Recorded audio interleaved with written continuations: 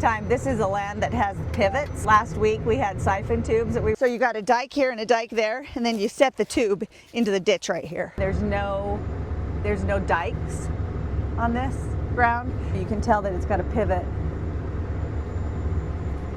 I know that's pretty basic, but it's something I didn't know when I was younger. It's something I only learned when I got out onto the farm. I just dropped the disc and now I'm trying to get it back on track on the saddle. See how it's moving automatically? It's moving automatically into that particular row.